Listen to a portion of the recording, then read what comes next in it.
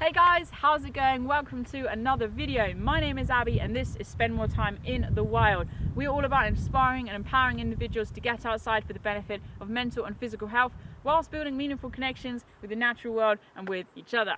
Today we're talking about layering. Super important. It's going to help with moisture management, it's going to help with temperature management, it's going to help with comfort and general outside enjoyability, all of that accumulating to safety as well. Super important we talk about that.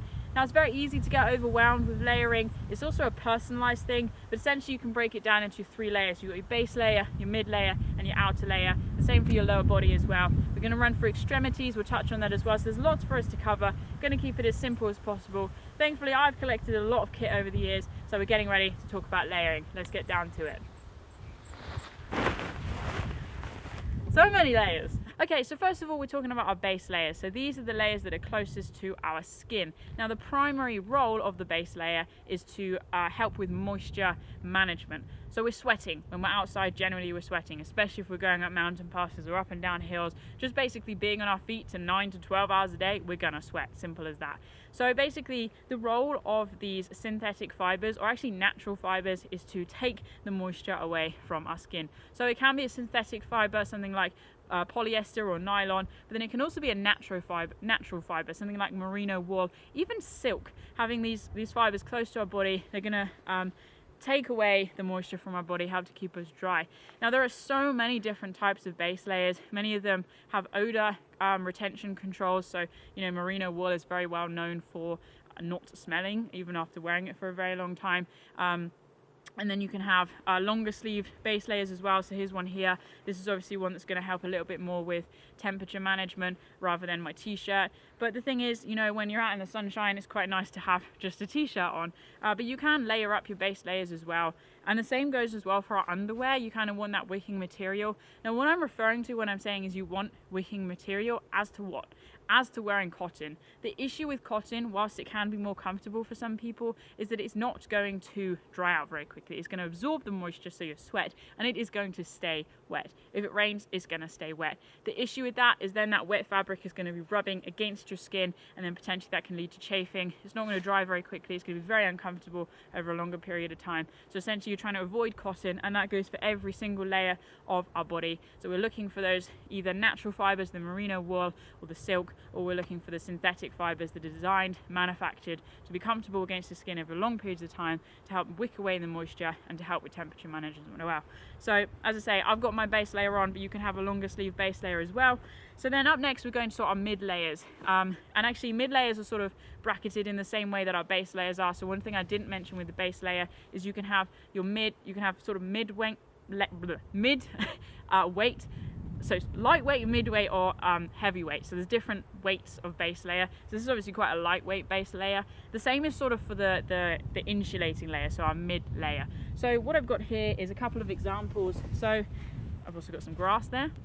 So with our insulating layer, the nice thing about this is you can layer up the insulating layers depending on the conditions that you're going to be working in, the landscapes that you're going to be working through. Of course, the goal of layering is to help with that temperature management. If you're going up, you probably want to take some layers off. If you're going down, you might want to put some on, the same as if you're stationary. So first of all, you could be looking at something very simple like a polyester fleece. This is a very lightweight fleece, but you can also get sort of thicker ones, so your classic regatta fleeces that you put on, that people wear. So I'm going to put this on now. I'm going to layer up as we go so you can really see what this looks like as the layers are designed to work together. So this is a very nice lightweight fleece. I sometimes wear this in bed. I'll wear this if it's a proper chilly day, clammy day, but I need some insulation underneath my waterproof, for example. I will wear this as a mid layer.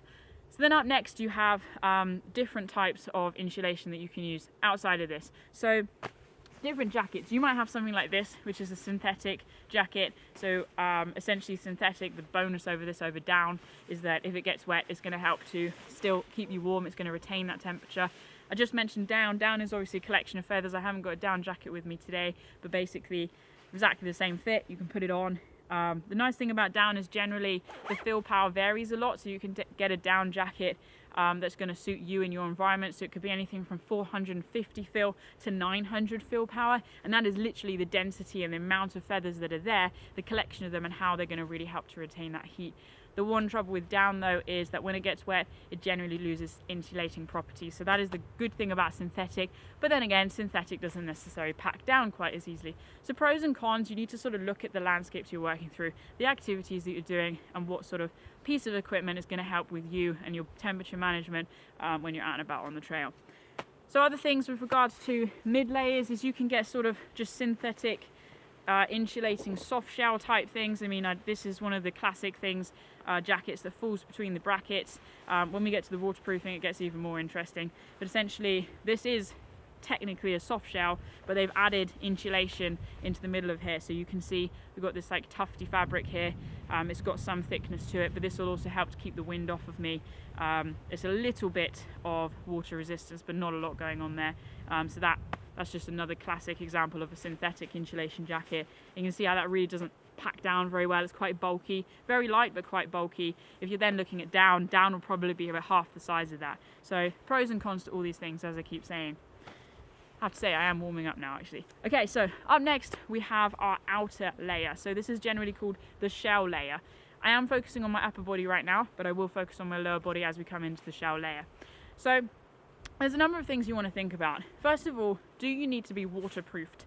Do you need to be protected from the rain? If yes, then we're going to be looking at waterproofs. I'm pointing down here because I have a fine pile of waterproofs. If you just need protecting from the wind, you probably want to look at a windproof. I have some windproofs down here. So let's start with windproofs. So windproofs can be very similar to soft shells. They're generally can be quite light, really quite light. I've got a couple of wind shells here. This is a Patagonia one. It's actually quite bulky. It's got a little bit of water resistance in there. And then I've got this one, which is the Rab something or other.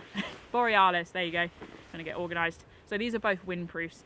This one's got a bit more of a soft shelling property in the fact that it's sort of stretchy. The thing with soft shell is it's rarely very light, it's generally quite heavy. I know that this jacket weighs almost as much as my waterproof coat. So again, pros and cons, but essentially these are the layers you'll be putting on over your insulating layer if you need to, or over your base layer if you're walking through a warmer climate.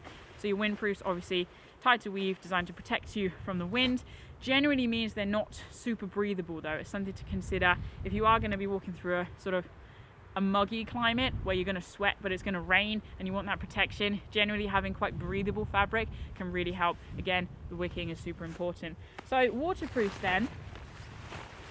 So many of you probably started as kids with just a sort of classic waterproof coat. Quite heavy, doesn't really pack away very easily.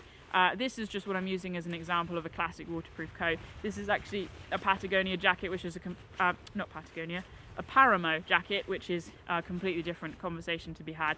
But it's quite a bulky jacket. It's got layers, so literal physical layers of fabric that you can feel, and they have different roles. So this inner layer is wicking, the next layer is insulating, the outer layer is protection from the elements. So you've got the layering system within a jacket on your body within the layering system. So that's one thing to consider if weight isn't an issue, to get a nice bulky jacket. The trouble with that, of course, you know, a day like today is showery, it's really quite warm. Do I want this as my main waterproof? No, I do not. I want to be able to control my body temperature with lots of different layers, and that is where the shell can come in handy. So shell jackets are generally the crinkly ones. They make a lot of noise. I mean, you can hear that, right? Also, this smells. It's very damp. So this is my Mountain Equipment Lhotse jacket. So it's a shell jacket. It has very little insulating properties other than the fact that it is an insulating jacket.